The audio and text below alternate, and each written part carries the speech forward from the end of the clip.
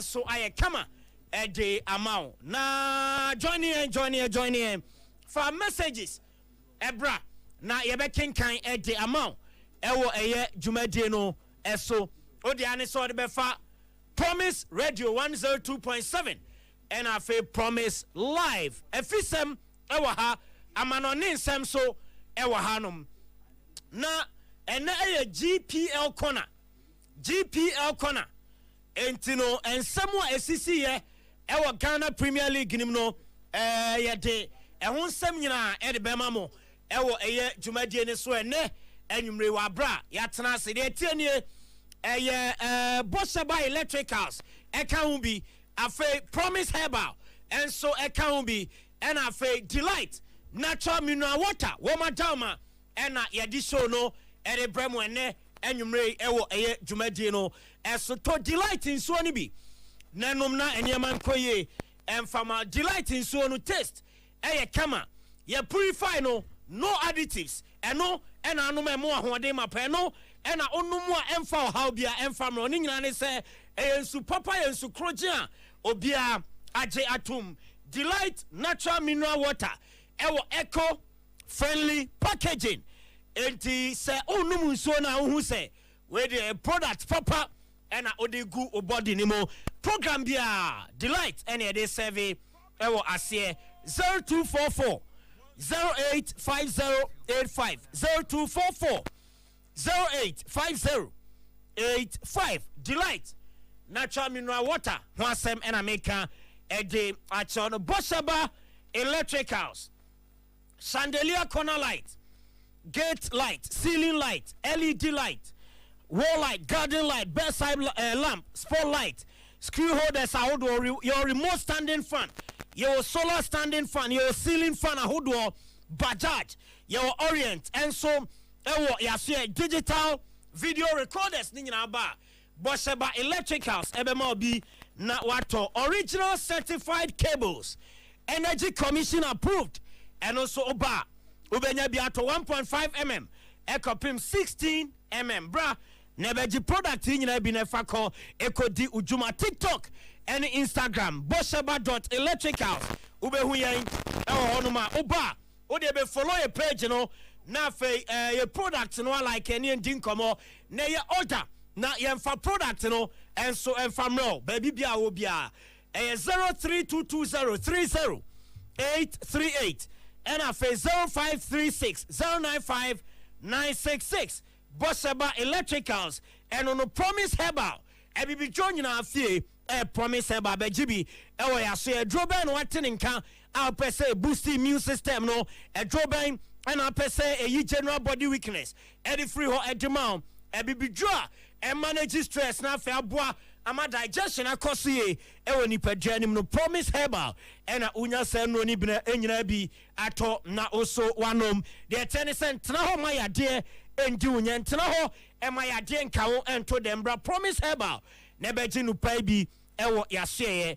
Methodist asoy no nhwa ni mu adum eho ena Bosheba Plaza oba ube Promise Herbal on Friday was 0535 544 681 0535 544 681 na one Promise Herbal atwetwe nkomo ye gina so na ye de nkrofon kroso nsem no e de abramo ene enwumre ye wia afisem beba bagafo nyina betena sena fe ye de nsem ni nyina so e de adan mo ewo eye Jumadi ni so yeba na ma no ne nsem ato aso de amamu show no live ewo Promise Radio 102.7 live on Facebook and afi digital ni terrestrial decoders no o scanner ubehu Promise Television and I say Promise TV na when you show ni bi na wahwe yeba sesi a na ma no ne nsem ato aso e de amamu 102.7 FM. You're listening to 102.7 FM and online at 102.7fm.rocks. Promise 102.7. You're listening to 102.7 FM and online at 102.7fm.rocks. You're listening to 102.7 FM and online at 102.7fm.rocks. Right, enti yedi amano ni nsem no ere brem wene anwumre ewo dwumadie ne so dia me sha se ere free line no Messi na share na unim se Messi na nka ni din ewo Argentina squad eko international friendly weekend games ahodo eba so abra Argentina enso e feature na de tienie yes Messi a reporting Edama ni coach any Argentine Football Federation no esen o feel discomfort ewo after omu game Inter Miami boy ewo Major League Soccer anima yes say obo game no ti pace and so on the name of Messi I reported Jamomo esa nuntinya dia obetumi abesi akan Edama Argentina wo national team no enti say je ya catch Messi so on tenefie na onjina home na fe ohwe ese ne ho beto na nsana waba abeto aso de Argentina wo mum national team na no de free Messi aso e bantino international breakaway Argentina bo games Messi and ka honya available say obebo ede ama Argentina eno so ho nsam no at Eba, Uko Spain, I see clubs a hoodoo, HSC Bino for Leverkusen. One defender and team, Eddie Jeremy Frimpong. Now, Jeremy Frimpong, over 40 million euros, and a send a contract more as Bayern closer. Yes, this can all Spanish clubs and a bus up. Edmund Tintimao. Yes, almost was covered and say, from you bet ya, Naya Kofa player and Intino, Womasha so much so interest, and next summer. Idea Jeremy Frimpong we shall run baller akwadano boy enye easy cry na Leverkusen da form na investors say Pedro na say win 3-1 hey Master Frimpong si form to atena assist am say interest in ba na ba ne basa and so Spanish clubs on my adwene say wo mum be fa Jeremy Frimpong na Copiemo Spain na wako si akan entiamomo a eno eni Jeffrey oba edemamo ewo dwumadie ne so what is Barcelona womo announce say Mark Casado enya dia obetumi atwa so asia kan season we na nra wa bra womo any Atletico Madrid game ne baso no player ni prior enti ase best 40 minutes no the pain and ebobo no anopa no mo kwaya ni test and omo hu say wanya ligament injury e won the right knee ni mkotodwe ni fano player no pra honoma me bacho reporter eba and it's a Mark Casado want to mean to us so BM season way and from Barcelona womum ebobo kono no and yes coach Nidia dem Hansi Flick I could think come over baby say oh masa player no prana wanya no ebe hane pa ni na ni say oh players bia and I say to say Paul Kubasi munya dia onyo munti Casado mu presence no na boa team no nti say player ne quarter e adia ebe affect Barcelona mu plans kakra na mo ho no be rely on omo na odi omo ya adwuma no ya Hansi Flick and come on so team for Casado ni pra ruling it out for the rest of the season ya dia ho sam no adia mamo Barcelona womaja na egano mo gaba to muntimi nkaneke so atase ni nyina ne se on say last 2 weeks and omo bebo game our team hotel omo team doctor orano e pass out to free mu e ma La Liga e postpone sa game no na Barca ni Osasuna ena ebebo na enem ana La Liga campaign for the two Barca nim esa omo game omni Osasuna ebebo no wo mo ya kwese March 27 na se nyame ya adumu a bese ye efiada eba na ye wada eba na wotwe so ena omo ebebo sa game no enti every honoma yes Barca muni ya kuwam se na then mo keka features ya bosso ejama yesa ni nyina ni say players he won international duty na they turn say omo buy na e bi cry regroup ye nya 2 training sessions kramos ye mebo game then mo the pressure to players ni so wa bra mo nim say ye prepare games for her ye ramo Champions League April early honum na mo sa di game we ba na say ya dia Barca empanyin for no mo bojo so na mo ye so match command La Liga SNK betimia and common san reschedule game no name La Liga campaign for no masa omo se omo kan no makana no Ancelotti kan eso omo game on born me ntanya dia omo bojoso yes o man se signing to we Barcelona na say ye do game outstanding ekose 27 match also ba na bebo kasakra bebo eno ye Jeffrey oba ye je mamo e wo dwumadie ne so Dani Cavaya we prache na no one Instagram account and akwa we our football pao masa we Cavaya pa masa ball ya bu boy na nko girema nko be giri din na uko ni Instagram account wa ko posting the boot and wa posting trainers e dey go honom and watch Spanish e dey go ase na on the Spanish no dey mo dey be check akrawati lokeos echebalo de minos na say enche bi obeba back eno Dani Cavaya or say wa missing game no na ni rehabilitation injury return asase entino Madrid achita for no montamu kuchu monfama enche onu Dani Cavaya obesaba na obesi akan Ejama Madrid wo mo boboko na eno player ni post on Instagram eno so wonsem eba Juventus management and area wo ni Thiago Motta aye meeting crucial meeting na meeting no so mpanyimfo akuku damwe ena ekopia ase uko aye Juventus Cristiano Giuntoli wonu tena meeting ni mo ena CEO aye Mauricio Cannavino wonu so tena mu na Thiago Motta enso timbi na yesi Cristiano Giuntoli ena invite no as a coach CEO so person no din komo ti brane nkasa oduru ana CEO say hey Motta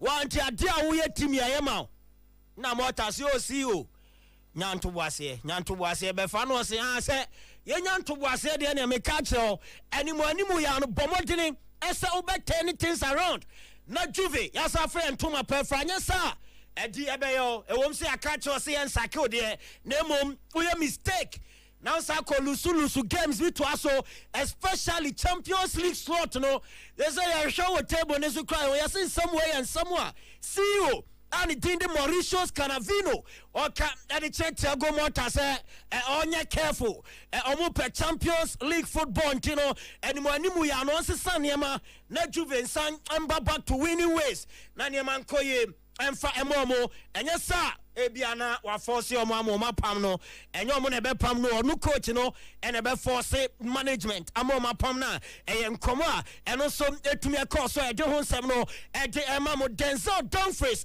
Netherlands player osi akan e de ma Inter Milan anopeya yes e friend Netherlands players no international break about obi amra ena Denzel Dumfries ju ho no o kache team doctors no ese we pra entino said doctors ni assess no omo assess ni wie na omo kache Netherlands woman head coach Ronald Koeman as a player we onya fit intine person sako back to Inter Milan na okoye checks ahodo na ono etimi eto aswe ho enti Denzel Dumfries every Netherlands omo squad ni mo a Tisela no Messi onko Argentina Dumfries enso every mo wasaba back to Milan a obehwe say and then injury concern no doctors able to me attended to him na fe one also to me I have fit and so e ho no me no e nkomo a eba ye gen mamo e wo dwumadi ne so na ukopiem e wo Tottenham Hotspur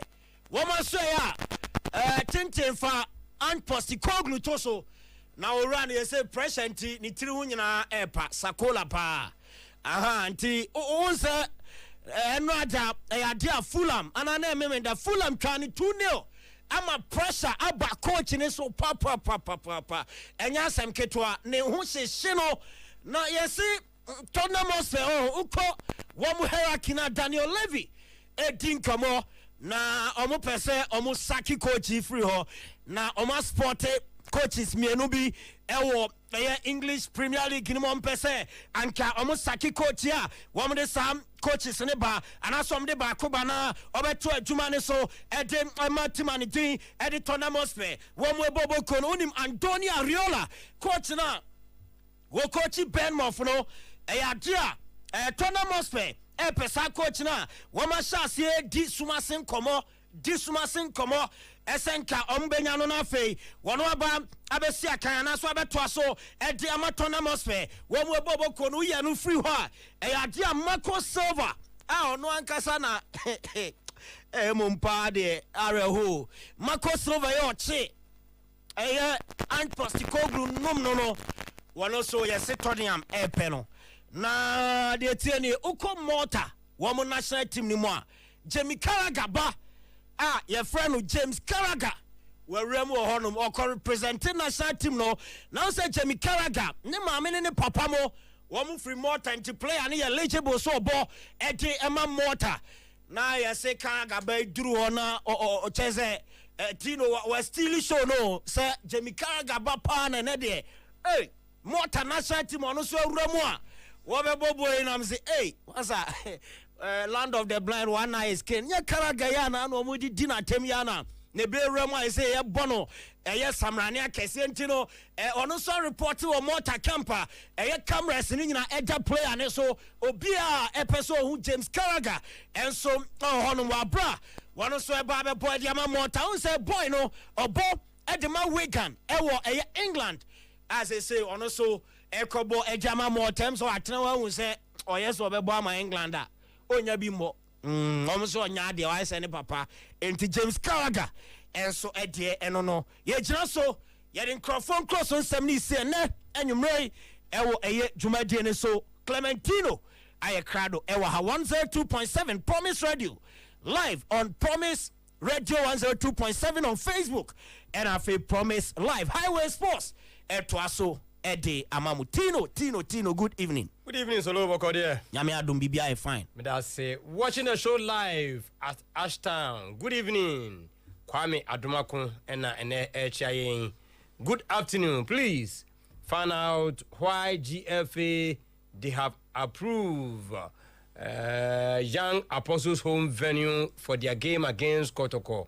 This FA is not serious at all and not credible because they announced the game that will be live on TV. They never telecast those games and also announced a venue for Young Apostles and Kotoko game. But all of a sudden, they have decided to change the venue. Change the venue for reasons known to them alone. But a big club like change the venue for reasons known to them alone.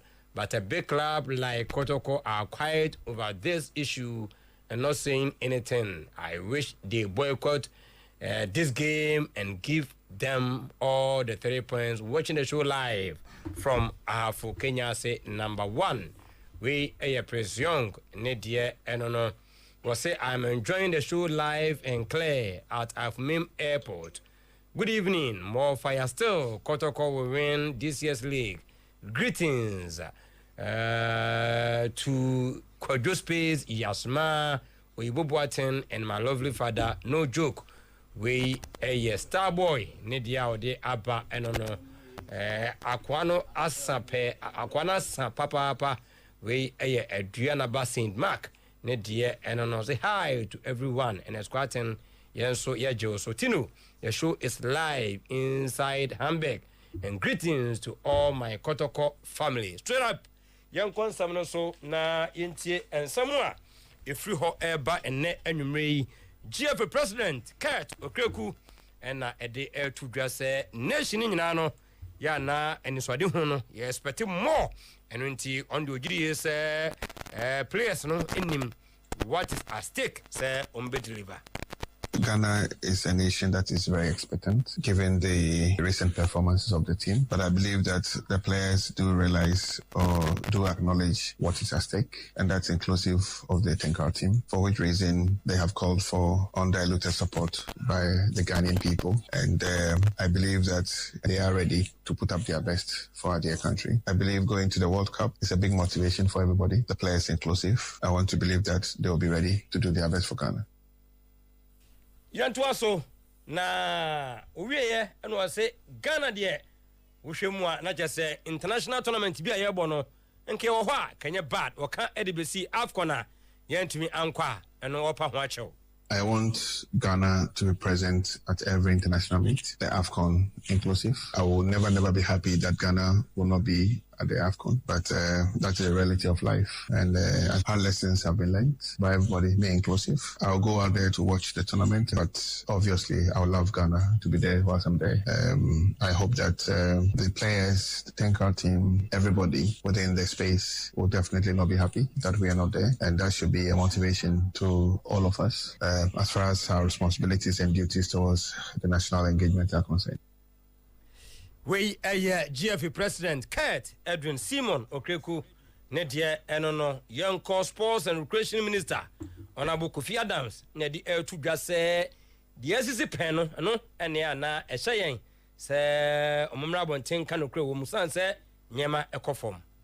I want to call on Ghanaians to support them even more, to give them the prayers. And on Friday, the 21st, all of us should come to the Accra Sports Stadium to cheer the Stars out.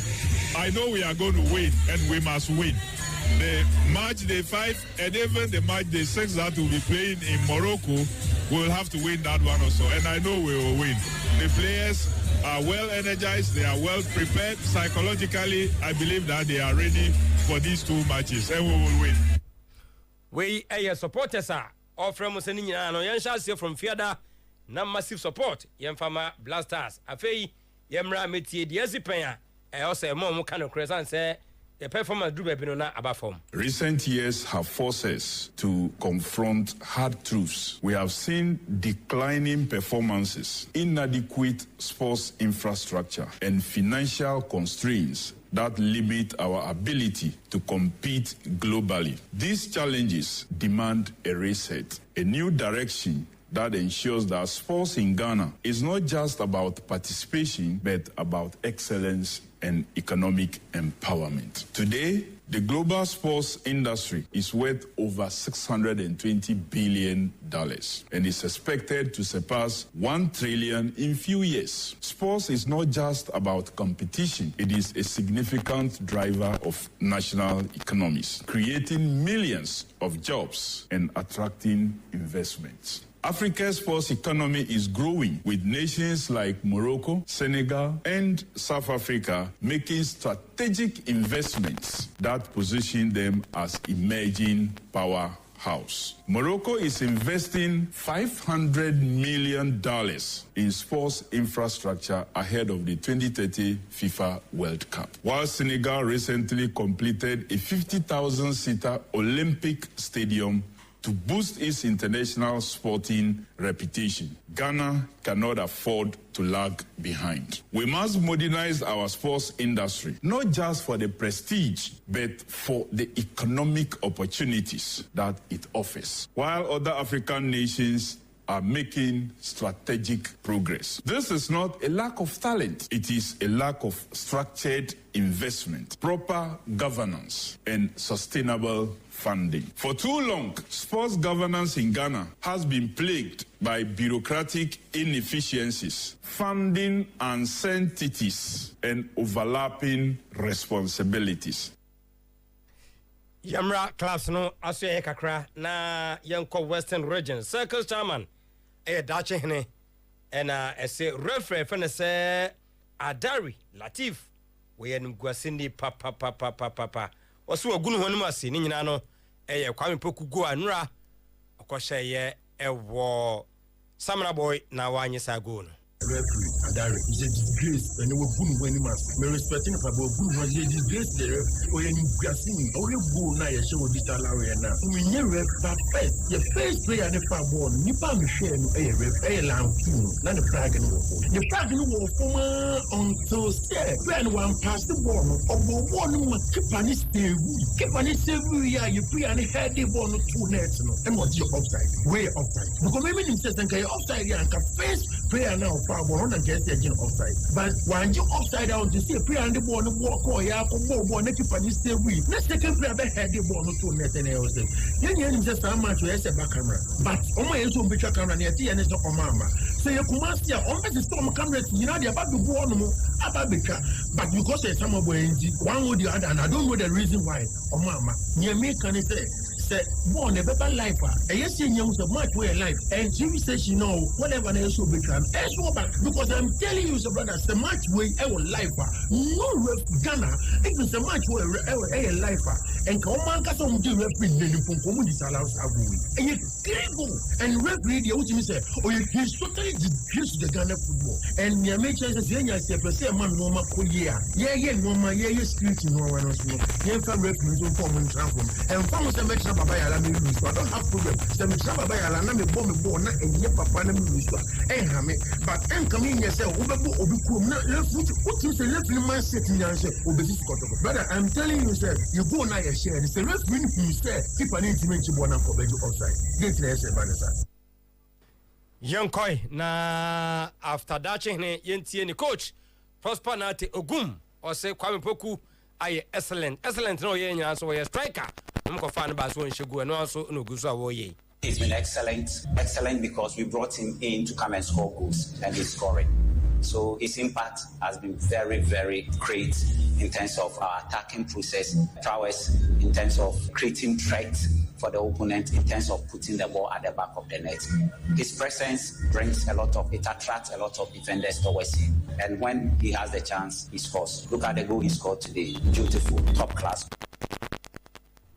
Yankoi, na Ogum, ama update kakra. Players are omuko suspension mu any umua prepra.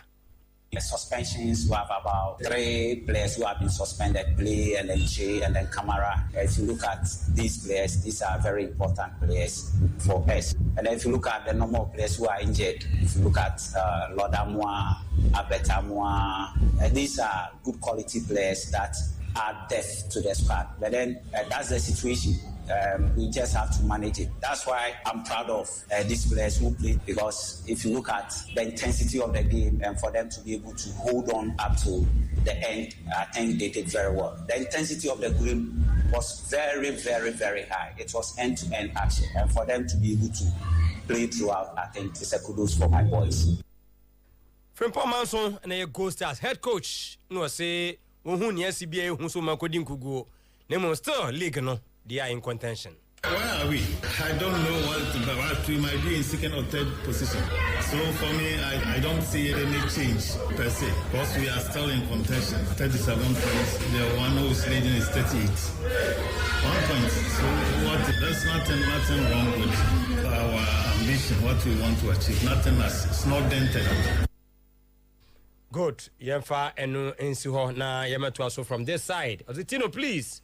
Why is Blasters taking this game like World Cup finals? Please tell them it's against Chad, not Egypt. Thanks. Visa, Kotoko, Viva, Fabulous. Okay, Afrane, Isaac on Facebook. Zach, Akwaba. Tino. Oh, Namiadum. Good. So, you're fine. Namiadum. Oh, damn. You run 7 way.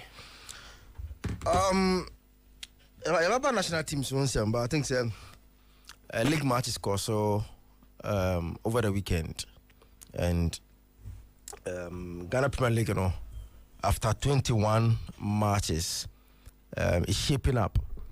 And see, we share a strong now. It looks like one thing I like. I've always said excitement about in league anymore. It is when Haas and Kotoko. Tino munyina no ebo omohommode enti when omo bo omohommode na omo ewo soro na, that is where the rivalry is. Tino eboa ema edi some excitement about the league. That is when these two teams are performing. Enti yes, Kotoko the first, but omo has just 2 points per another has ni Kotoko team. So what it means is these two teams are still in the title chase discussion. Now me adoma this Wednesday omumi enu nyano ekwa we has ekobechim na Kotoko, and so ako wenchi akobo against Young Apostles. So Gold Stars and so na also what race in the movie no. Also call away or call basake So what I say, and Lions so to coin. Lions to coin. I'll get the team that but Lions and so far. Also another standings in here clear. Now they want to play standing. When you are standing games, and until now, it's week 20 no, I think so. And Tebe, say you break. Is it 20 right? I think say 20. First standing week 20, and then 20 the end. When a friend say, you know, the teams now, the I say, in the discussion of the title, no, title race discussion, no. Tino mo nya tu kwa we enti based on say na enim ekro ma say tino na den say edu second round say teams lose at home because we over the weekend na only 2 teams spend ending kugo ewo away, that is Kotoko Akobo draw ewo Summer Boy against Samates. Any dreams are almost kwashe House of Folk and so ewo a friend is a Legon Stadium 1 by 1 goal to 0. These are the only 2 teams avoid the defeat Tino on the road. The Akarinya home teams Nina Obia Sheye Lions we are but on Meshe Carrera by a long go. Ye name say nations eba back eba share media by 2 goals to 1. Bechem United 1 by 2 goals to 0. So eti this stage where Tino Ana and Legon City so back eba winning by 2 goals to 1. This stage where one thing that is difficult in our local league is say, you know, say home team power better if you lose, especially some teams now or more in the relegation discussion and adding pound. And he has a call between a one venue that many Ghanaians, if he said, but for that venue, Ebianka has a few in Kalegu and Comere and Common. Okay, what happened? Became last season. Abra, Nessa became the Uncola, and a bo Etia has and some Pona than Assam. Became war. That is the one of the area, but for that Venubian and cars and common Caligu. And see, Osha discussion San Americano. No, Lions will go home. Heart of Lions will go home. Only dreams have seen a home. And the teams now, I say, are more into the title race discussion. No. Lions goes to ask Kotoko. Yes. Lions will go home. Kotoko Elko Young Apostles. Has Elko Bechem United. So then goes as Elko Basake. So this is how the discussion looks like. Etitino, Emma, all this title race discussion here very, very interesting. But nations at the 5th or 35 points. Or boy Diana at home, or we need our 38. The other first our Lagos no 38 points. It's a child said whatever happens this weekend, the dynamics of the league, you know, and so very interesting. It's one thing that I've noticed about the Hearts team, and they say Tino say what have been like unconvincing me. Consistency in Afa. As a manager, I back na asaba back. Tino, team kesiye. Adaba kwa ema woni other teams you know difference be money like only elbow baller. Pick pitch no so no be so be who the difference between O and SR team you know. But obi anko check House of Folk any other team our local league you team BR in Bobia team no ebo one House of Folk. Since what are by now they can. Yes. Okay. Any team has a boy against that team team no a control game no dominate House of Folk. And all the games that they've won no about say out of nothing. So counter B, corner B, so na has Eddie Ashogo. But has a team no a dominate about one say no. And we are saying now, you see, it gives the pressure about also.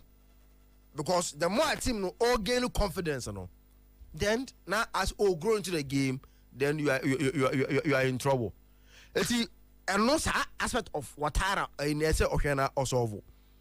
Because I remember said after Kotoko about draw no on social media, all the WhatsApp and Twitter and Facebook and you know no be here to say a sorokoda House ekwa soro because na omo de omo ni say omo de na enwumre agbe na omo wie omo kwa hye FNS and Dreams FC na omo kwa soro ene no ekwaji guye enti for Dreams FC na a good result at mom because Dreams FC now 24 points before they get almost 21 points and no more relegation discussion, and for them to go and win away against us a morale booster, and their next game against Heart of Lions, it at least for Dream City a good result for them because at least win against us away Emma or more, even though they are still down there or more but a more advantage in terms of baby or mujina and where when they want to go from them. So for House of Folk against Bechem an easy game, but where they are now, no, with this same performance, Tino, a burden say you go to Bechem and go and win against this high flying Bechem United team because Bechem also over this season have shown say they are one of the sides now on a mobile and Tino, this season, if you pick home performance, Bechem about 10 matches at home. Tino, so about 10 matches at home, 3 times 10, say about 30. Bechem about 26 points. Until Oma drop 4 points at home, which means Ombo draw me, you know. So the Bechem, you know, Bechem I drop just 2 points at home. Sorry, 4 at home. And the Chelsea at home. They are very strong. Ombo goalless draw with Karela. And Ediana Okobo 0-0. So these are the games Bechem have dropped points this season. If you usher point more home very encouraging. Omusha Mediama 2-0. Omusha Kotoko 1-0. Omusha Accra Lions 1-0. Samates 1-0. Heart of Lions 3-0. Nations 2-0. Vision 2-0. And this season at home, out of 30 points from 10 home matches, Bechem Apikimu 26. So this is a team House of Folk Ekwakoshia or Munyami Aduma this weekend. Obaka say, oh, say House, so in terms of away performance, this year, yes, because House of Folk have picked 16 points. Nations are picking more points on the road than House of Folk. Nations are picking 17 and House are picking 16 points on the road. And think relatively, House at away, they are born home one day because Opec 16 points. If you compare it to their home form, has Epic only 20 points at home. What it means, and they say, compare now over the average now based on how teams away at here. Like I has a problem whom they away see home because if one pick 16 points away, now home now you fear one pick 20 points in the anchor away here. On Wednesday it's going to be a very difficult game. But I think say I will say what I work on how of us a born because quite fast bono Tino Mwa. You need to dominate games at this stage and look at Tambiano, your ball not Tambiano pressure SEO so for Kotoko now a good resource, even though they wish for more. I'm told say Tino Dinya knock send a pay mekano and see so say omu yini free first half na a knock and omu yini free mu. Not a difficult game, especially in the first half. Send a mekano offer a kusisapon and a wa dramani. Also, January Mokofano from Chelsea, a wa dramani. Then Lord Hilary Adabo. This Mufford Asamates a parody, you know. In the first half were very dominant. Very dominant against FNS and Kotoko. Almost created some decent chances and almost just one goal. Goal almost and share any chance because here I was a very long drive or born from a chili until the goal that they scored no and yet obvious goal score opportunities nibida just individual from long range on a boy born to an team. Even though Kotoko in terms of personnel, the injuries and suspension are how we pa. Washa mobile game ya bench no. Most unkwani to be or youth team guys no. Did one at bench Kotoko because they in terms of senior players no was a three as a red card and I been so prepra and some more match be a boss or bench on no or more on Clado Dona and a bench on but Emmanuel Enchi who's a one player recently because the money incident so any was at you then started very well but meaning what is happening to him because recently the former Adepo by now when you have a very good game Obama in the second half Utie the person from Aboya on Obama control Obama some calmness Obabo yipa or do you compare or more game FA Cup on Bon was saying and saying in recent games in India 11 was an end or says a lot of chances in your but the report from Aboy to say entry in the second half played very good football or Makotoko some controlling the murder and Akotoko at least about one second half now but for that obvious error from the linesman no Kotoko and commit me win the game no it's yes even though Kotoko wanted to win but about the Aboya and yeah bad results even though some test this season at home and yet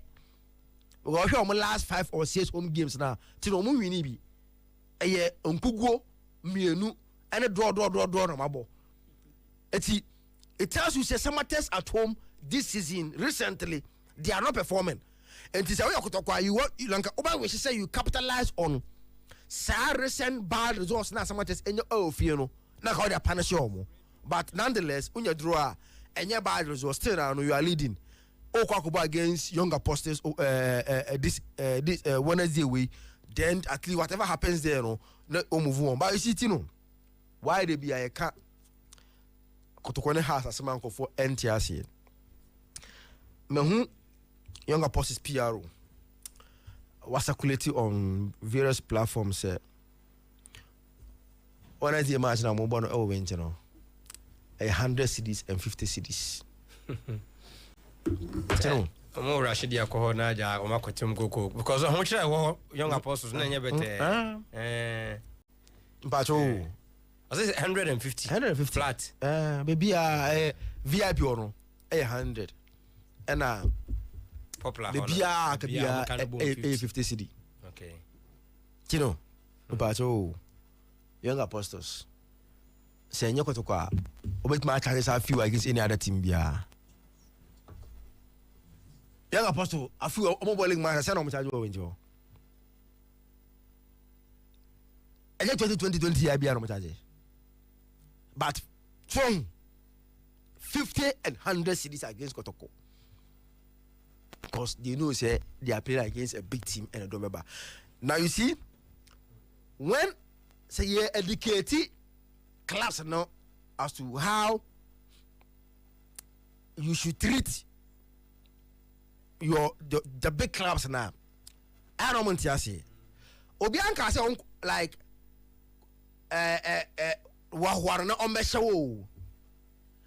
but you treat them with the utmost respect that what they deserve because on the bed bebe usika so ojo mo so far as on meba they will stop coming. Meanwhile yen say TI Young Apostles they need the Kotoko game than any other game in their life today because second round has Enko Wenchi has Kowenchi in the first round so the only big team they are expecting in Wenchi Asante Kotoko and with their crisis financial crisis this is the game they need. This is their game of the season when they hear me because at least they need this money. They need this money to do what? At least no more sort of some a cabier or no. See, I am not a montias say dear at least about fear make a crash over to no about you know if I enter Takwasem because we know in Taquantino. Next in sport on many problem with so much charging 150 because it's a big game. Park in your yeah, na omo say omo ko ball omo ne you ko omo ko ball friend say oh doma Omolas Sajifo Park. Yeah, game no more na anu ya mo share 1-0. Unka born odoma. Good. But me na I knew say some I saw some Kotoko supporters na mo church on social media. There's no way na if mama a post akobo Kotoko odoma. No in their financial situation no. There is no way.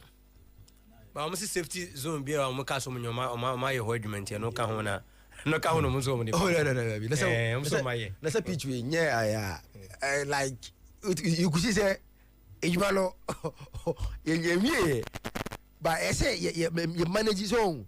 Who the share grass no? Yeah. Trust better so na. Better park council mo into man ko o man twaso. Enti be ko zero kra. Emfu yo. Atwa ofu de mfu mum. Emfu ye. Second so beto efi na. Enti afena. Enti but you say management omokobo because they are going to play their Poku season fresher. And you and I know the relationship of young apostles and the FA. Young apostle and the FA. Or behind him their relationship. So there was no way this fixture was going to be played in Doma. FA to allow them to play this game because they need that money to settle salary and then boys no comedy papa. And this is a game that they will need some on that settle a car any be or team. And then we say for the get to some here omukobo sa match LNG. Any problem? They are charging 100 cities, 50 cities. Any problem because a big fixer. One thing that big fixer everybody say because a dumb urban, you know. So why increases canal? So you increase those fixtures at least to manage crowd never born. But the air catcher on say, oh, this ask away, you comport yourself. Kotokona on only 50 city no. On over home or the lowest or 20 city. I remember. Are you 20? Yes, a house in the court. 10 crowd 30. Even has in Pono lowest 30. Meanwhile, on over one day, lowest only 50. And sometimes our bohonum now treat them well. If you treat them well, now the atmosphere no, I look friendly, very entertaining. Next match, on Nunia Nebanaba, then you get what more money.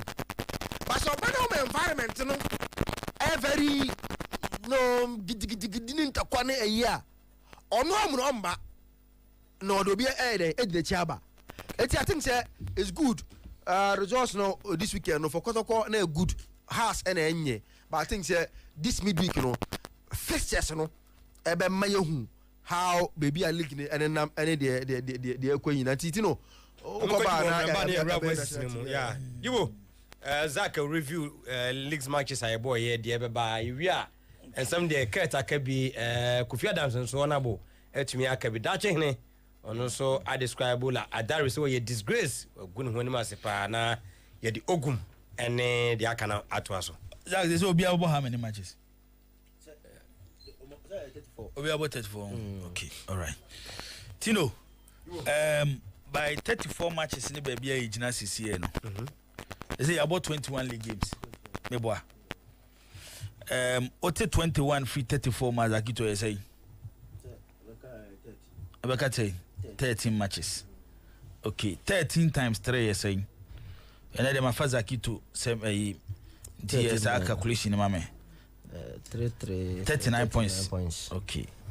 The 39 points. The Yemfane say Clementino 39 points. The other top of the league Kotoko. Meboa. Yes. And no more 38 points. And I yes and sure. Okay. Metia dia na metie Zakito na me ya dewi Clementino. Minimo Zak ibo amekaka. Ye league no ena standard no kosoro. Anasi a league no ena standard na bafom. Abafom. But the hotel is akosoro. But clearly abafom. Okay. Tino na me ye calculations kakra bi. na onim say House of Folk supporters or musu no kaze nkomo bosew reasons. okay. House of Folk last league title in the 2020-2021 season. Okay. As at 21 league games, you bought 21 league games. Now has 31 points. As at 21 league games, you bought 21 league games now. Now has 31 points. When you compare this season, 21 games now has 36 points. 5 points more than 21 games when 2020-2021 season has G Ghana Premier League. Over last season, Clementino, as at 21 games of last season league, the has a relegation. Now has for 29 points. 29 points, and now has for. And at this season, I'm 36. It is 7 more than the Omunyana last season as at 21 games. It's a offer her side now, Clementino. May have be a clubs need the sort of the mechanasi. Even though points need shut down so because 7 points, 2.5 games. And I would 7 points no. Yam Kotoko. Kotoko as at this stage last season 21 games. Now Kotoko 31 points. This same 21 games as a last season. Now Kotoko 31 points. It Omanya 7 points and Abeka the Omanya last season. 7 points and a Clementino Medi Abeka home. And a medical catch was a house so at the 7 points in Abeka home.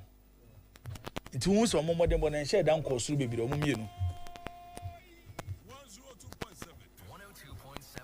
But because your league, Tino, it looks like every single season league in a form by anywhere.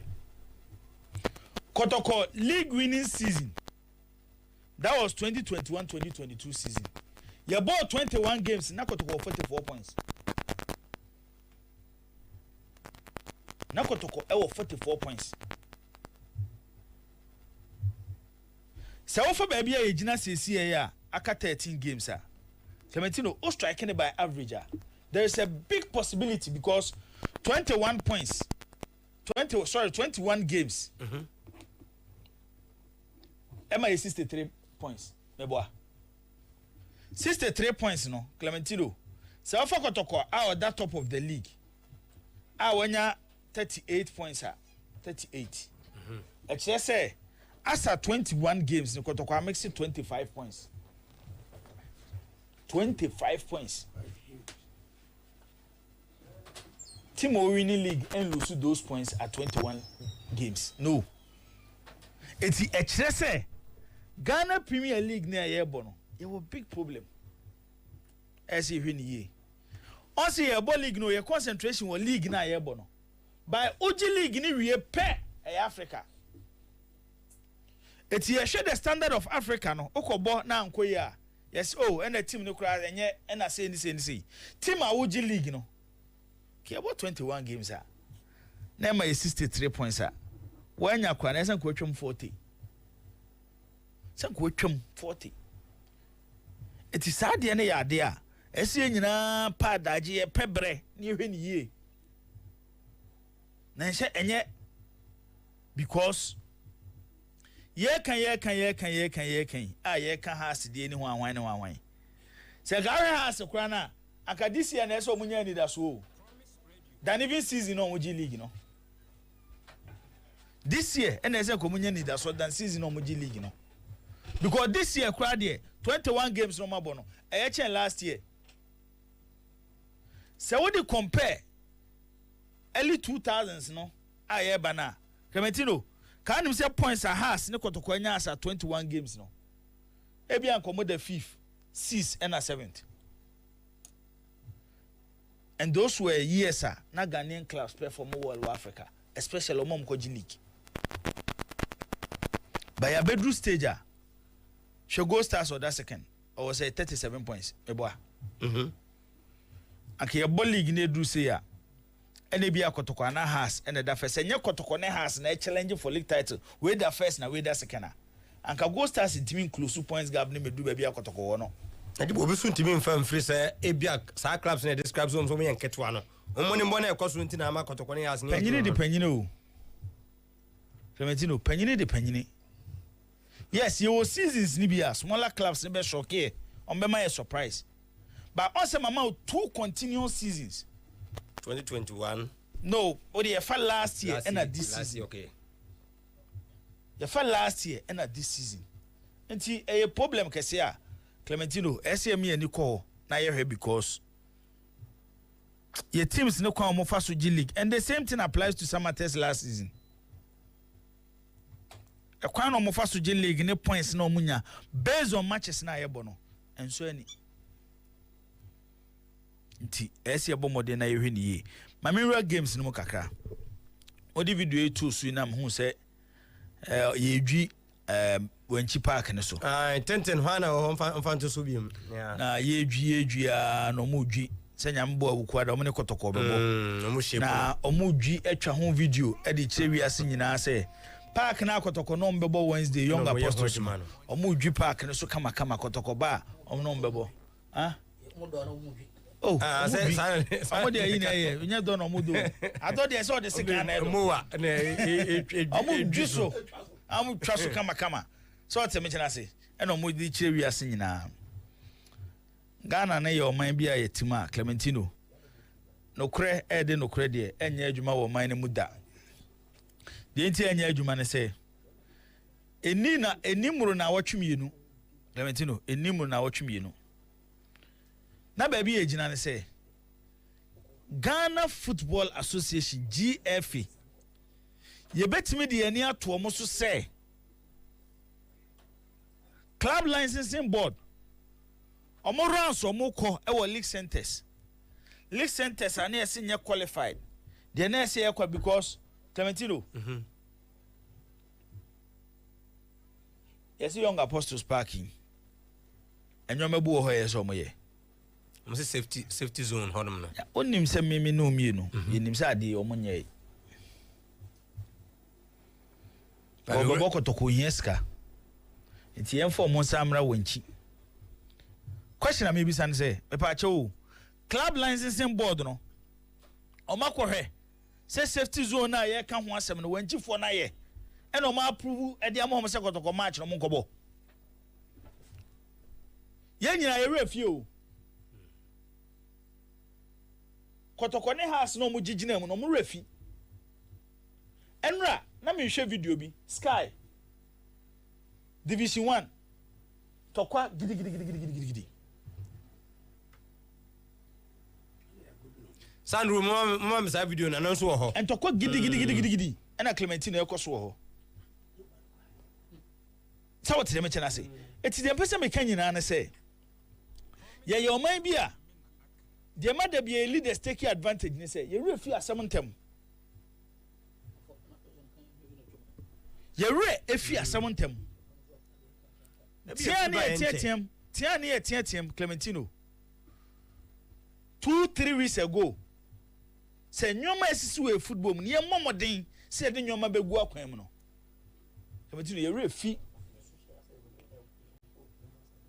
ya dwene kura ni so eti ebesa akobo league game na supporter bi o stance mu a Clementino ebia ne lasa anko de beto gobe o de akotwa bet ehun ani bre o de bekọ akoso refi so ye na other team ni supporters so bu afu na fa adane afiri refi ekobo no na other teams ni mienu supporters na ese ekofa asem kese de abre football ye league na ye bo no family and friends the league no family and friends ade we ye nya mabrekum Chelsea da because no mo yonko ne GF fo no ye be de ama young apostles Chelsea da so board ma me say ye nya mabrekum Chelsea be ya ama young apostles Chelsea adwuma de adwubo asun adwuma wo Chelsea ne de etufu se park here da we ye chen ibrekum You which has an idea. And I'm so full park here that we would have a park a cracana home where did you so? Clementino. What a park, she park a cracker, what a park a cracker. Upon Java, you say, not Clementino, Yatam Moa Bacope. Yes, I don't need DCS. But you was a game here Wednesday. Clementino. Oh, that's over here. I can't even say, Clementino. Over here, Jibo. I am, and yes, I do. Over here, senior baby. Clementino, you, Debbie, men, yes, I didn't. Oh, yes, I want here. A back for problem be briaba. So to mention, I say, it's the person can say because your system, no, especially for voting for every president, and you're so corrupt. You say, your boy club, no. The all you say, you say, you. Would they do you be an answer son because of my one vote? It's Bessene. The person you be a cocoye. Oh dear, Mignon Comsheni. Say, Oko kind club license for report no the by after almost second inspection now. Say no more classify a boy park no. I'm say qualify for category C. And then you 3. Nobody buy a reason. What the kind? What the monk kind of money? Agito, Mommy says, I don't know. Maybe coming home 3 bills a CB. Ewo. Now, the train is seen is Anetia, Clementino. F 4 years in a Becca chair say Kotokone has a category A. Maybe Kotokone has against any other team a category B. It is a co-inspected stadium. And our park, now you qualify for SIA. I don't know about Kotoko match. Dientia. You're born in yet, no more question in yet, Clementino. And Yensa be beer from Pole Wu and Society SEP. The only thing you see is here, yes, police folk could go near the camera. Yeah, the police folk go listen to about near the camera. Kuchomo near Sunday, their barriers in the police. Yeah. I mean, who got to go picture be? Senay no cry. Now got to go place in a soldier for a chomo. Oh, yeah. I hire cabin the war. Oh, me was store homo say you do stager. When is the Omasado Mako? You do stager, Kotoko Bobo, near first soldier for bear 20, and you Kotoko team nature. Timo Kobobo has a more. When is the Omasado Mako Jubo? Ah, you see, there's no much almost stadium nature. We are no Mako, Akushia Mua, you. It's my AFA. Ah, I dare cost you mufe. For how long? And there be a soldier for the Kotoko to coin. There's a soldier for Uncle Munko. It show how bad Clementino is football now. Enti sa no mane de nyame anim no kurani yenhwe na yenye nyoma ni ye se de be ya enyoma betimi atotom wate ene eye adwada nyame ya adom efiada Blasters airborne against Chad good ochini bene wukuo ne yawo akana miensa na fiada na du ne bebo Blasters ne Chad o mampanyini mahama ye twen budget no for Chad game no okay e bosha wa she Ghana fo ese ba na Ghana fo nyina yehu say be from abuko fiadam so na so na be she minister say the obedient parliament be kan o say be bia be transparent and am say the obedient parliament she Ghana fo bo na minister of youth and sports president na be she ye but you person just say be fa no so no there say afa so say ye dey o e yo man panyin na be she Ghana fo bo so what dey mention say o man panyin na be she Ghana fo bo and ye nyina ye tie ne ni age ye boy nsem o man panyin ma ama because ye hu man panyin bia wa ye bida say Blasters ko bobo ne say Blasters team no match o mu ko boy sika sei ene ye de bo Blasters no bra wo hu bida na wonya o man panyin no obegina parliament address o man ni nyina na Clement no show bo kese we ya na afu say da na o man panyin ma ama share sa abo no adana ka ye say to aba bi ma ka o mo pe football Blasters do makuma so no ankomo nto aba mo man panyin ma hama komo ko to ma ba de ama no eti dem pese me kire ni say bɔhyɛ no a wɔhyɛeɛ no yɛtwɛn no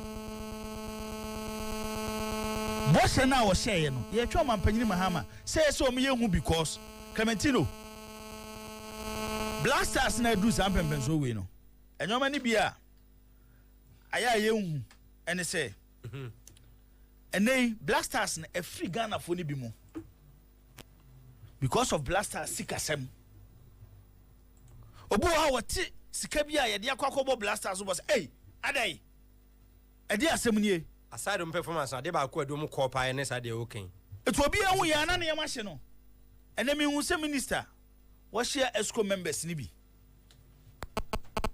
wɔhyɛ general secretary of the FA ɛnam sɛ FA communication department nso kakra kɔɛ ɔmo didi Ghana football ho nkɔmɔ no me yɛ sure sɛ Clementino adeɛ ba ko a on say PR adeɛ ba ko ne sɛ o kai sɛ nansia Blasters budget for 2022 World Cup na ba bonten who someone na de ba bonten and free FA was free ministry yeah because time on mampanyini Mahama beka say Blasters budget ye de beba ma Ghana fo nyina hu no the government wanted to send a message to Ghana for say Blasters na ye kan wasem na o mampanyini ko kan asem na FA fo na be respond to o mampanyini asem no mo hwe de FA fo na ye Blasters no you were new na okay na mame hwese betimi aboa na asem na siso Honorable Kofi Idi Adams, Minister for Sport.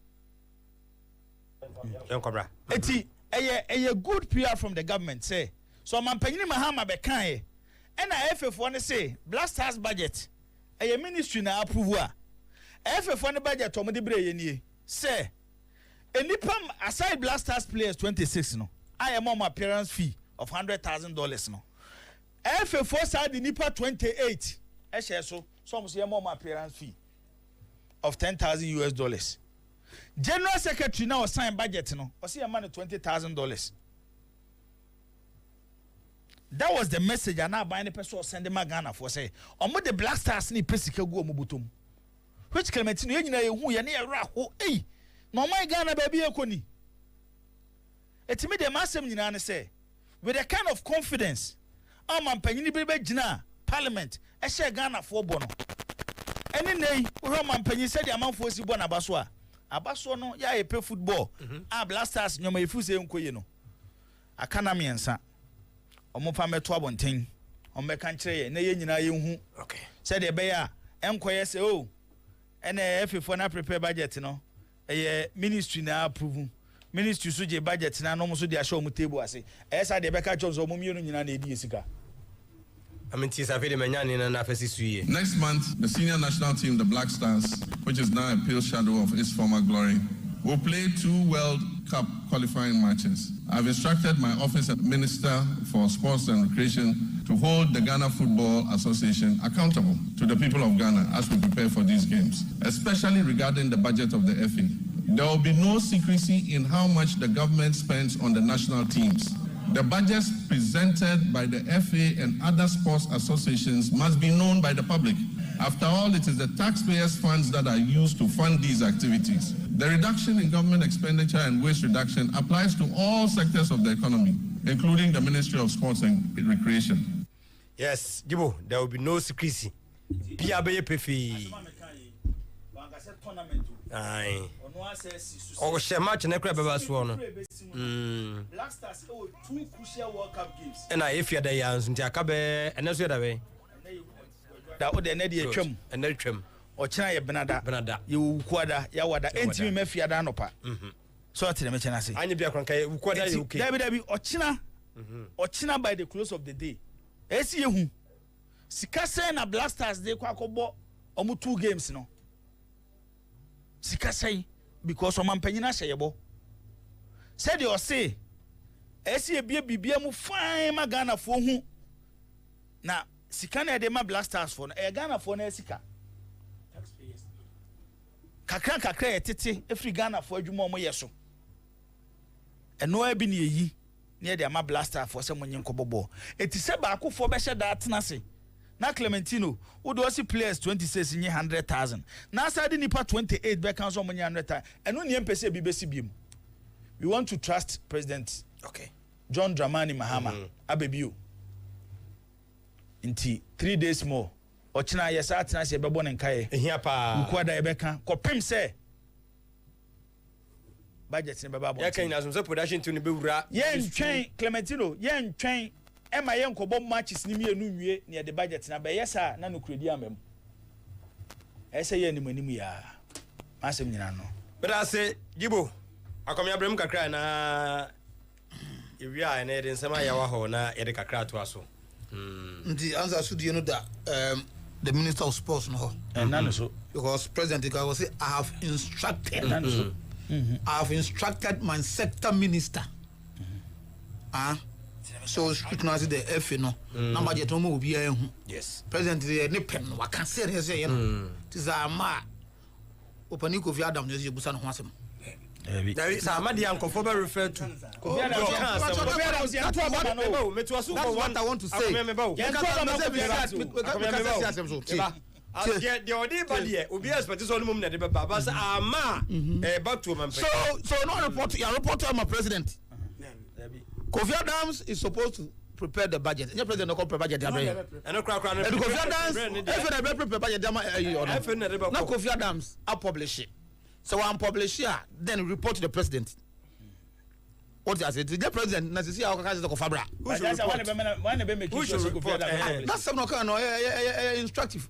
I've instructed. My sector minister and say, the Okana Parliament, Okana Waka, Okana not to public. So I said the sector minister and say, oh my God, of when the budget prepared by the FA. You report the minister's conduct to the president of Openia. Papa, as some of the minister and you know, why about report to whoever want to report media bit my report and media no we are the fourth state of the realm and assemble media and because that is where you can deploy twice one then the president have to talk to the minister and hey I don't know I'm to say now 1 year no what friend into a room no what question no or twice a year no what sack no what does it minister no Ghana for any contract biya minister no Honorable Kofi Adams yeah Ghana for any contract the minister may inform now they say brand new doom light no near minister of energy but say minister Gibo sponsor for one day no yeah doom light no see a doom light no near minister of energy I don't hear demonstration am kwanta minister of energy so no na light so man opportunity I don't know opportunity adwuma e wo mu akọ adwuma ra ho e na akọ tase kasem or refer to say adwuma no or that shady people go to them and some now can catch it up it will get to me say na come in the simplest way ka papa man nyamba power no office one man na kan say ka onya no adwuma nyamba papa dia sika bia nyon na edi ba wo say management the management what I say management because starting from department head of sports difference in the okay president who instructions difference accountable to Ghanaians no well we don't need to argue on this what I say how open so all you know, Black Stars no can because I can't it's a minister right the minister that's why you report to him then the president is weak. What I say? The minister doesn't do it then the president is weak. That is what you if that's what you president can't watch a minister what I say but why is trust no anya I just say omuntie wasem say won ka hwe so it's up to nkasa what I say you know bro no kan na small kan nyame ado we nyina we kan etiase because president Kojan Parliament wan ka say I will bring the budget to the public ko can direct I will bring the budget out I will publish the budget for Ghanaians to see was it I have instructed my sector minister Edova asamno sanet here I expect they have to do the right thing why I say you know your empire body say the Black Stars needs to what I say the Black Stars needs to win that game as I was reading I heard the FA president Ninsama Walker said the Black Stars are well aware of the tax ahead of us I see what is at stake they know what is at stake and they will deliver me do be ametaka say ya na ya ta hwe ya ka coach asem easily ya ka the FA na asem easily but you in place na omo na shejesi no is akwa so be kwa mani ro yontrim over you in place no if indeed you know the task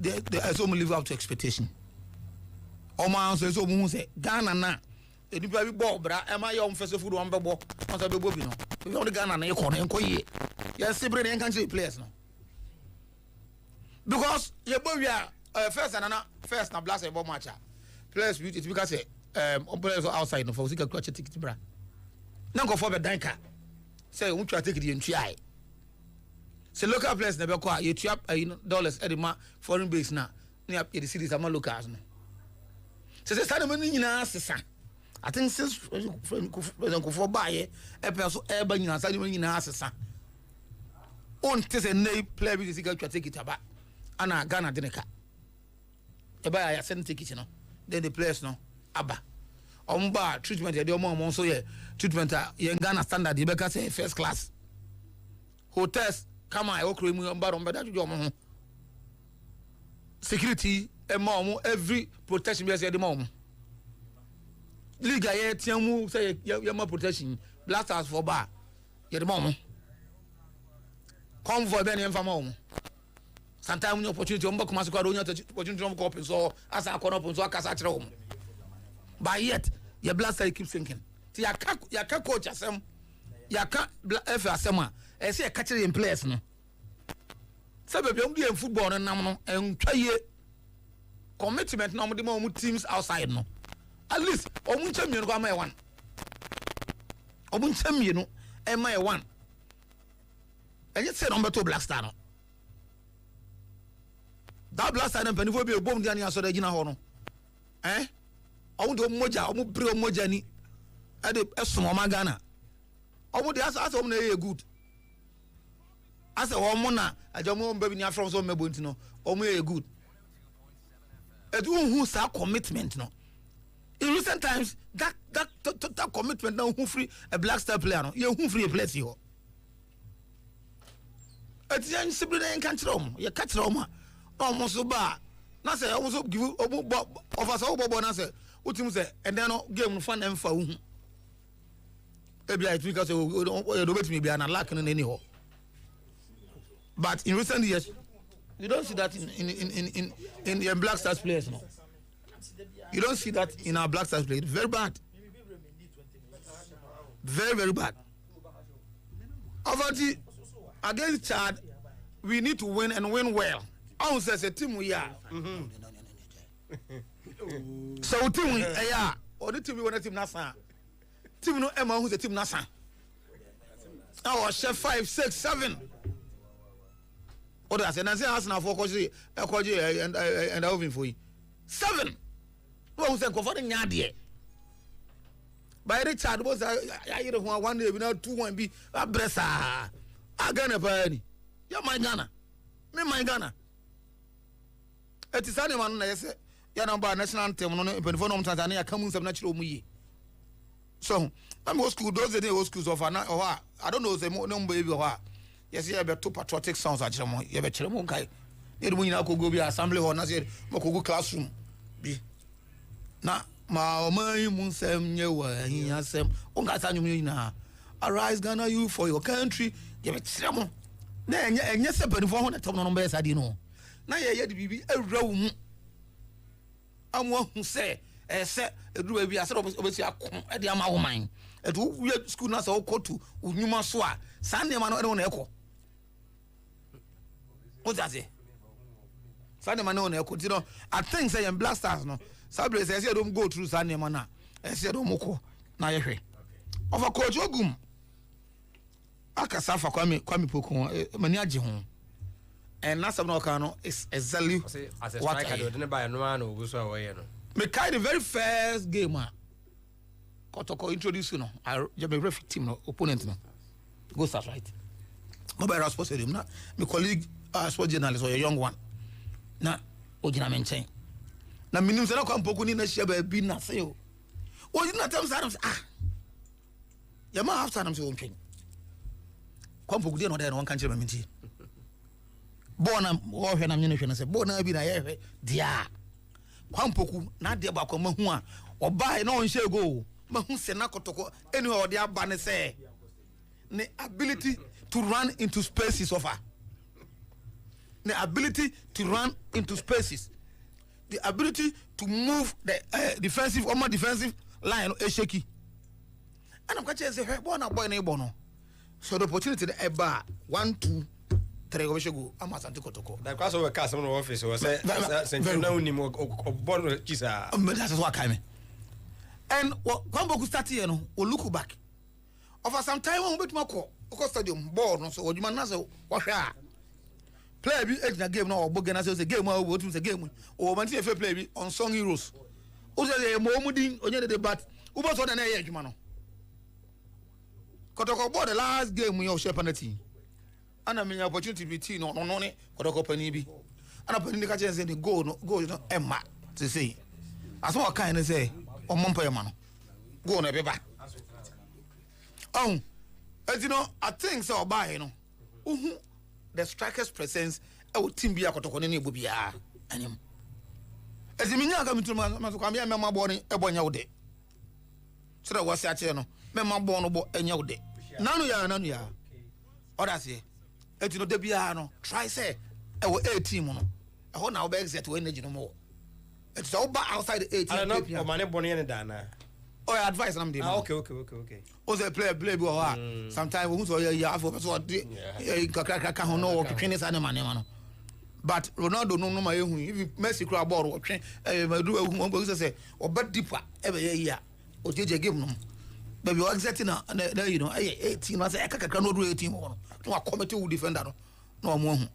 So, and I'm telling you, I should go no, and I was happy for him. So on looking back, about a league he was starting. I say almost every game we should go. 6 goals out of 7 matches. A returner, world class striker. Or the man what we say about this company. This is a world class striker. So in our standard, I think say what should I say is there. I will be to my Jumano at the Amas and Toko. Okay. Because from poor man so say, who say yes, you call you so Domano. Still now in contention. Still in contention, of course. But the difference between Kotokone has and Ayuno goes start naturally. No say in such situation Kotokone has no baby. Or we baby and you Kotokone and you has especially and you has and you Kotokone has no. But not like analysis be. And about me catch will be you say. And yet teams in K1 I use say okay league no more. Now Kotokone has na all points build up another national game. Now 21 matches or 30 something. Hello. Sir, teams in Kituano. They are no more the first no. I don't know more. Around this time, some points I know more. Kotokone has nasa. The legend say, oh, your league is competitive. You know, or cannot jokingly. Do you call this a competitive league? Now what's your form? Senior word no. So what performance am who come the car in the sun now what actually so no whatever it's like they have the materials but they are unable to perform. What is the materials Matthias na say ya ni and a black style yeah pen number 9 wait a minute you know blaster number 9 mum any semenyo or winger oh near make sense winger no cutting yeah can we winger so obi o dem fin fit se kwan poku de ya okay opa kokori o me wa say o man e bebo man to ado ni average free no so you understand enti add you need number 9 enti no go to ado anka me va say kwan poku ba ye ya kwan poku ototo to atena you coach na ya de masa ayi Liverpool ne PSG ball na no moyi na ayi for Liverpool for starting game on the Diego Jota na PSG for so starting game on the Bailey e ball number 9 we nya number 9 senior ti asem you any ebo game ya and mu ye dem Liverpool no so mo say the number 9 be di ego dota no say go find next buy still and the PSG for su ba be changes and no go fit diesel dio like diesel dio the na ba be ginem ono nya striker ono so nya striker o sorti dem chance ono so nya striker o ye we ball no do the strikers me nu ba ball no ne ya hye ne ye na film ono poisson la bless who your coach senior who your coach sometimes you need to create something because a players you okay you play to suit you players you okay Antoine Semenyo so obo win so obo hin o he score goals Inaki Williams dey be o share ye no say number 9 pass supposed to be because say because of win and the ball na sir coach the American is Kampogo has done well and has been doing well for Asante Kotoko, and I think so if he continues like that, say na about na national team handless no more the money akoro na mo policy na dey be amope ready made na coach na ye den coach na wo ye den senior what who say Abrante be a prospect given the opportunity obetuma yes aduma na ma no you pick him now woman no team no you training po no build confidence because football no kwampo ku mu de no nya fe na pete bobo they are kind of man the confident to see say me gina ball no ball to a me ball or Black Stars say anya bia we were 3 ntia hwe next until they two for for left back come after fence Kamadi right back Kamadi Mahmoud and a left back say from your one left back no I'm Fred the make us the abo chief no one for Gideon man I think Gideon small baba last time too you one back we can aside ubenya the core of the team no on say a period we about say short period na player be apeja because unya more time to train your players no yeah the same players ni be shame to get quick results e dey tin akotoko left back o amfre no I see you I didn't know amfre otu adoro mu musa na mame dey tin no amfre show ono yebo Ghana Premier League no boko Ghana Premier League matches no nam enkran him fofo so open shira usu players na do mo ko bobo no mo so na bobo park so oso akobi oba akobi o akoba da bi enye legun no te won so to ado baba yara won so to ado akọ ayi akọ ayi ha da bai takwa no ko ya mo takwa eno du kwa ayi enti na ayi na de ne ko ho na ne yeko boy na de ne ko de ne say no mo ye yin akomia and over yeah Mumpai na you Black Stars no but say dem kind no before can their business can their minister me pon akra metro ya apeni pe be na ka say Kwame do say Siasia should note that we have executive presidency in Ghana. Ghanaians have contract with the president but not the minister. We Kwame do ne de no Kennedy enim ofoso hene was Siasia the president should by now be asking for the budget before the game. You don't just instruct and sit back unconcerned. Kennedy enim ofoso hene. That's a monetary. That's a monetary. Say we penny. Na de adwuma hye akwadansa. We say kodi adwuma you keep on monitoring. Monitoring no nyese wa na betu nan. Utimi kura soma siasa ko hwe me se akore bi nkonso. Engu bari mo. Ko say ma. And if any monitoring. And I think that is what they are talking about. Yeah, can cancer president in Yeri. Ebia ne kase kura waye. And yenim. Ah, was so be kwame na komisa ne yenim. Ne kaka no siasa we. Kaka no body no so because on na do on so na do. Oh, that be oh, kai say waka say yeah, come minister. Minister kwa. Yeah, cause on budget approval no. Nya ministry na approve. It will have to go to finance. Meboa. It will be our dey kakro be. Enti no president o man ani no and I no one person be adwan. Dey everything na wa no. Senior. Budget no. Ama e be to Ghana for. Oh, so na to badu. You time. That's to mo. Na mo ko ya dey bi ko I say brother. Security for no. Any every gate no. So tell me say. It u ba na be ka che say duru anwumra ba me aduane adi. Na duru anwumra no am aduane ani a. E be me abi ya. Che aduane betumi aba. Ada na be se me kasa. Ada na ka be kasa mo ahye me yem. The okase ka bi abo. Tell me but this is not fair. Yes, I chop on the pass all the time. This is not fair. Senior another day. Senior also catch and say another day. Senior,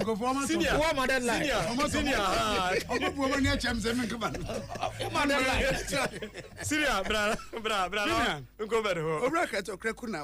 disappointed Papa Sagana and Timian Quafcon.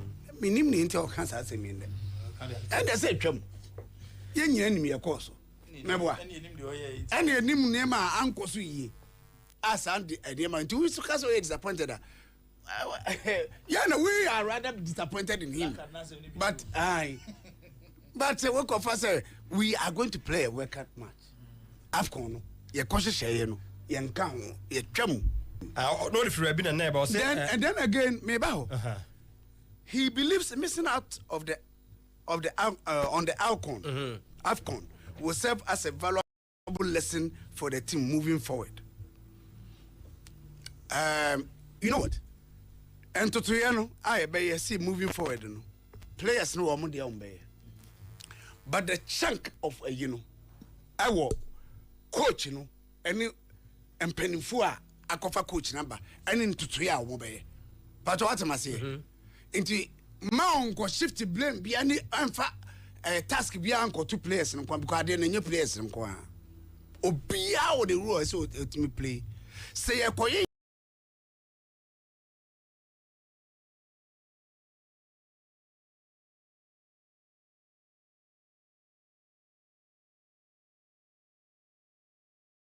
man nasa kotofa ho a enye players no a into obia enye ne de said as ye me enema bia me de maso to for my mate no captain say when I blast captain he said mama confirm say Jordan me say no so oni band no I feel o na come waje because they do baby no so band no ninya thank you the omo ye no na oba beje band na kwa say mude kwa na anya yie no afi na mude ba ejo also ko onye ti se na omo na kasa no ajetu se obeje dia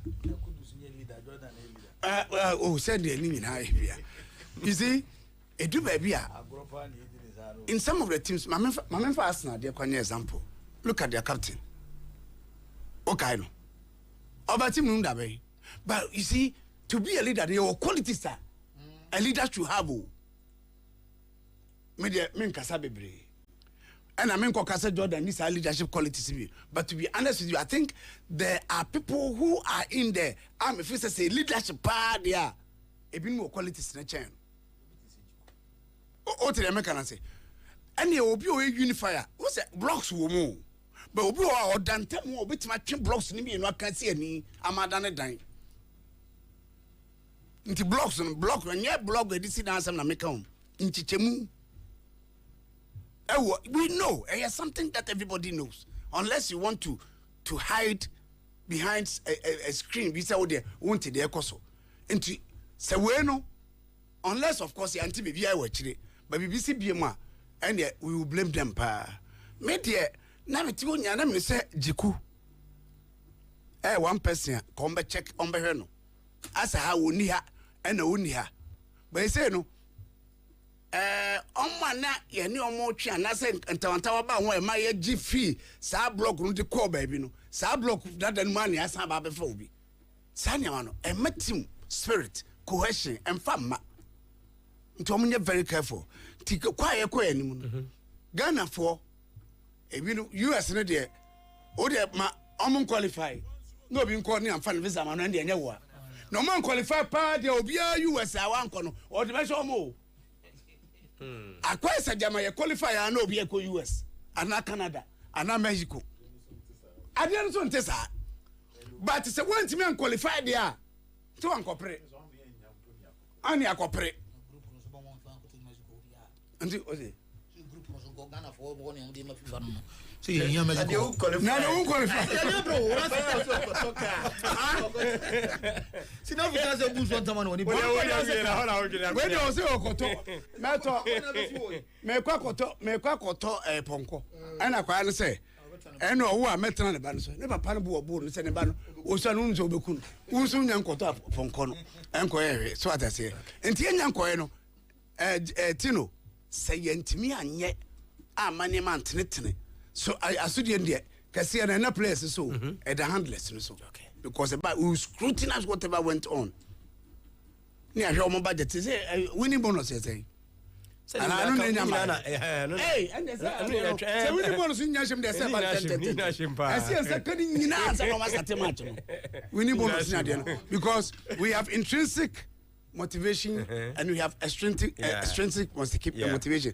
To be honest with you, yeah, go for the intrinsic and the meaning say, oh, I feel maybe I better but extrinsic Canadian, young and the dema woman, Omunya Mumpi, no mutu find US and no beyond to Cogen visa. Yes, assembly. But as a senior, my Mr. was the sports minister has been affected with the GFA virus. I was saying, as about to Mamma Sir, over. I'm also more inspection across sports stadium near the Hessenian. Okay. Na minute Mamisha League Nikakana, Minya Ibiana League in standing in Yakono. Kotoko lose 40% of the possible points and Keso Pekiwo League, you know, or 38 points out of 63 of our form.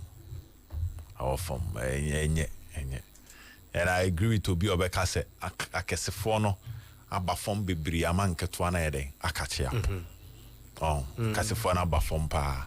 House was 36 out of 63 points of her.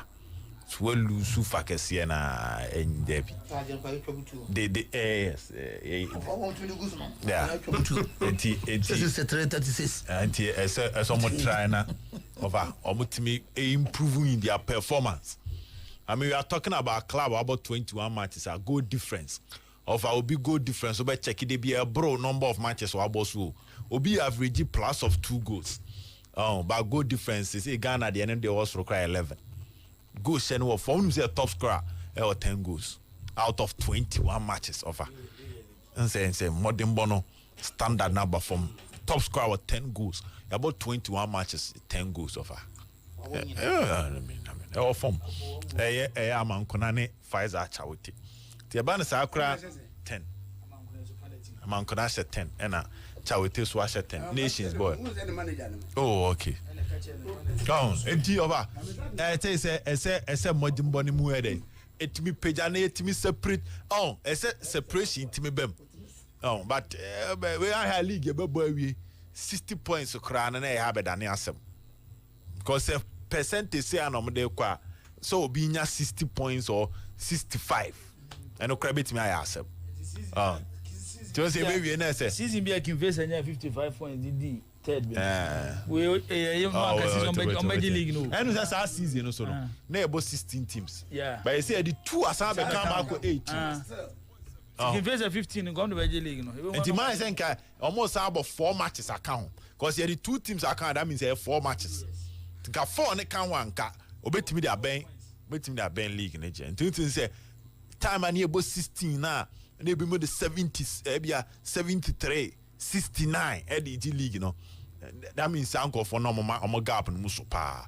As so many are working on it. Now, Eduku ni minta semono, especially Eduku of our own Hunuso. Eduku Hunsukra. Of I send you met Mrs. But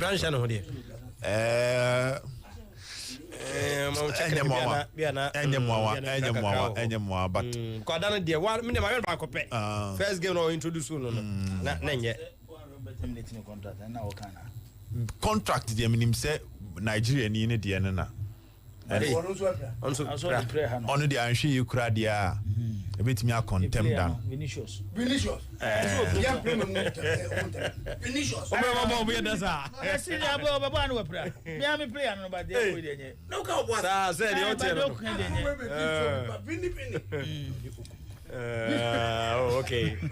okay auntie ono de ne dia he kura na bibia betimi see depending on the decision of the IMC depending on the decision of the IMC because nyoma umdi gu akwan mu say so ye ma no hoton no abrante na ye bibi foforo Why oya kurabon on say last season kura Vini on say kurabon for bi no mum last season abrante ne yaye oya kurabon kakra enti ahwe kura na if the IMC decide to confirm na san kan hoto na ntem no ho na nyoma bi so won chen so a oda na dia se no be gina se bia sempenifo eje the technical team ni be katum dia aha na aye ntem kura chen season ni be kwa wiye enti over edukuna Minta is doing on the Minta ball in so atre match no and ball match back summer test there no enti two ni nyina on say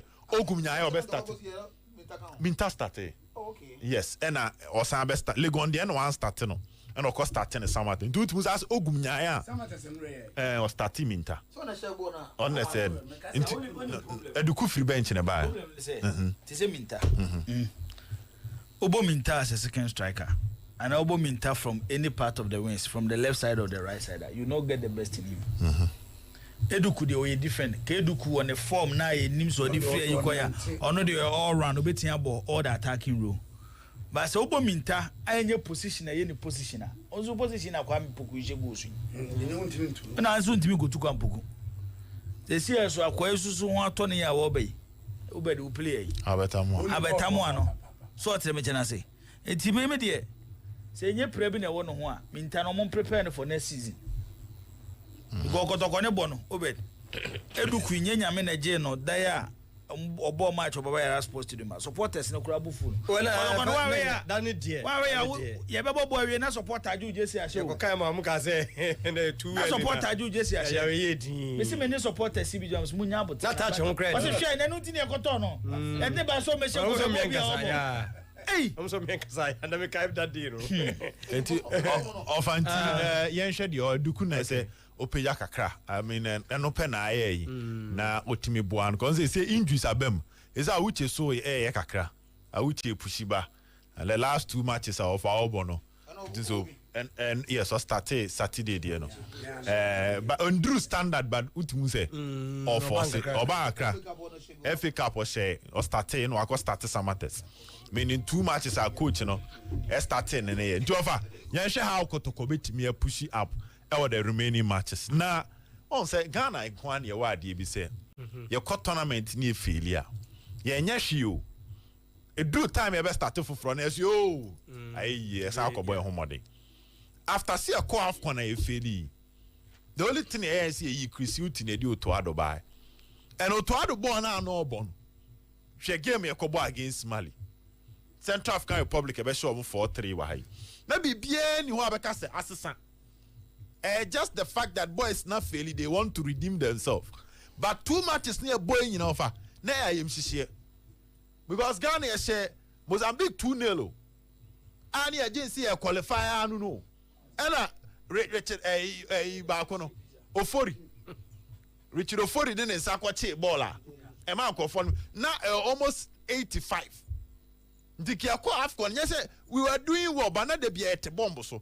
Sani e be ball World Cup qualify me no. After that na tija no prekope. After that no na tija.